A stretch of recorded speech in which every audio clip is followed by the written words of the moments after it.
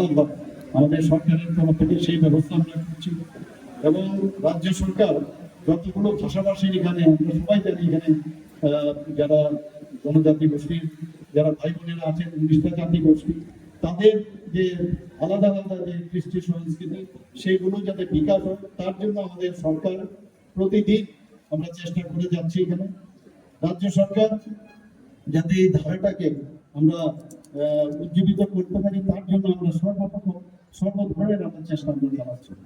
এখানে মুক্ত প্রায় যে শিল্প মাধ্যমগুলো আছে সেগুলোকে আবার যে পুনরুজ্জীবিত করা তার ব্যবস্থা আমাদের সরকার তার প্রয়াস চালিয়ে যাচ্ছে।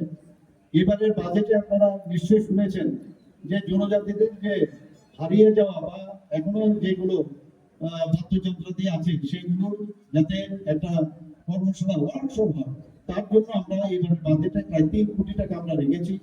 তো এটা প্রতি বছরই থাকবে যাতে হারিয়ে যাতে না যায়। আপনারা জানেন যে এই বাদ্যযন্ত্রের উপর ভিত্তি করে আমাদের জনজাতির একজনকে পদ্মশ্রী পর্যন্ত উপাধি দেওয়া হয়েছে, আপনারা সবাই জানেন। আমরা গত 26শে জানুয়ারি সবাই জানি যে এই খার্চি পূজাকে সামনে রেখে তার যে থিম সেই থিমকে সামনে রেখে গত 26শে জানুয়ারি আমাদের সবাই জানেন যে দিল্লিতে যে কর্তব্য পথের মধ্যে যে টেবলু বের হবে সেখানে এই থিমকে রেখে আমরা সারা ভারতবর্ষের মধ্যে দ্বিতীয় স্থান লাভ করেছি সবাই আপনারা জানেন। এবং 9 এপ্রিল আমরা চাইছি যে সমস্ত ধরনের জাতি জনজাতি যাই হোক আমরা সবাই যেন এই যে আমাদের সংস্কৃতিগুলো সেগুলো কোনো অবস্থায় যাতে হারিয়ে না যায়। আমি আমাদের যে আমাদের আইসিএ ডিপার্টমেন্টের সেক্রেটারি মহোদয় টিমকে আমি বারবার বলেছি পুতুল নাচ আমাদের কিন্তু হারিয়ে যাচ্ছে। ত্রিপুরাতে আগে আমরা ছোটবেলায় দেখেছি পুতুল নাচ থেকে আরম্ভ পুতুল নাচের সাথে একটা মানে কি ধরনের আয়োজন করা হয়। আমাদের কিছুদিন আগে 9 এপ্রিল 2025-এ ধর্মনগরে আমাদের এখানে কিন্তু যাত্রা আমরা যখন ছোটবেলায় আমরা দেখতাম এখানে বাইরের থেকে পর্যন্ত আসতো এখানে ত্রিপুরা নিজেদের তো যারা যাত্রার সাথে যুক্ত ছিল এবং এই যাত্রার মাধ্যমে কিন্তু আমাদের জীবনযাত্রা যেটা আমাদের অনেক কিছু মানে বলা যায় না কিন্তু যাত্রা নাটক এর মাধ্যমে কিন্তু মানুষের যে জীবনযাত্রা সেই যে গল্প সেই মিরর হিসেবে সেটা কিন্তু চলে সেইগুলো হারিয়ে যাচ্ছে। তো সেইগুলোকে ধরে রাখার জন্য এবার ধর্মনগরে রাজ্য ভিত্তিক যাত্রা উৎসবের আয়োজন করা হয়েছে। আমাদের আইসিএ ডিপার্টমেন্টের উদ্যোগে নাট্য উৎসবও পালন করা হয়েছে।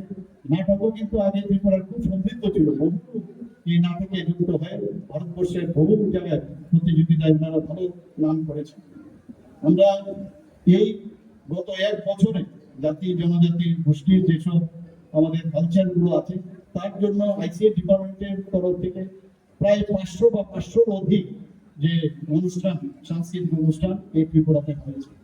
রাজ্য ডোনার মন্ত্রকের সাহায্যে আমরা প্রায় 32 কোটির উপরে প্রায় 32 কোটি 50 লক্ষ টাকার মতো আমরা পেয়েছি। আমরা চাইছি এখানে যে কালচারাল হাব ত্রিপুরাতে তৈরি হোক, কাজও শুরু হয়ে গেছে এখানে।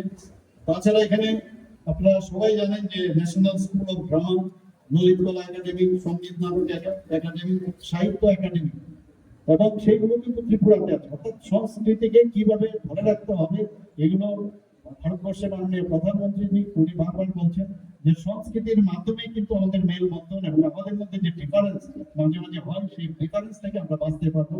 তো সেইগুলো আমাদের ত্রিপুরাতে এই কারণে 4টা যে মেইন যে শাখা ত্রিপুরাতে আছে। শুধু তাই নয়, আমরা এখানে ফিল্ম যে ইনস্টিটিউট এবং এখানে film and television institute Satyajit রায়ের যে কলকাতায় আছেন তাদের সাথে যুক্ত হয়ে আমরা এই আমার মাননীয় পর্যটন মন্ত্রী এখানে আছেন ওনার সময় উনি ডিপার্টমেন্ট দেখতেন ওনার সঙ্গে এই ইনস্টিটিউট আমরা এখানে স্থাপন করেছি। ভালো কাজও চলছে। আগামী দিন আমাদের সেক্রেটারি মহোদয় বলেছেন যে আগামী দিন আমরা 1 বছরের একটা ডিপ্লোমা কোর্স আমার থেকে ফাইল সই করেছেন। ডিপ্লোমা কোর্স এতে করে আমি যখন ওখানে যাই আমাদের ইয়াং জেনারেশনে ইউথ যারা আছে জাতি জনজাতি বেশিরভাগ জনজাতি ছেলে মেয়েদেরই দেখেছি তারা কিন্তু সেখানে স্ক্রিপ্ট রাইটিং থেকে আরম্ভ করে বিভিন্ন যেসব এই ফিল্ম টেলিভিশনের যে বিভিন্ন ট্রেনিং সেইগুলোর ব্যবস্থা আমরা করছি। আমরা আশা করি যে মানুষ আমাদের সাথে আছে এবং এই ধরনের ফেস্টিভ্যাল থেকে আমরা অনেক কিছু আমরা পাবো, এবং তার যে ধারাবাহিকতা সেটা আমরা নিশ্চয়ই আগামী দিন আমরা সেটাকে ধরে রাখবো। সবার সহযোগিতার ব্যবস্থার মাধ্যমে।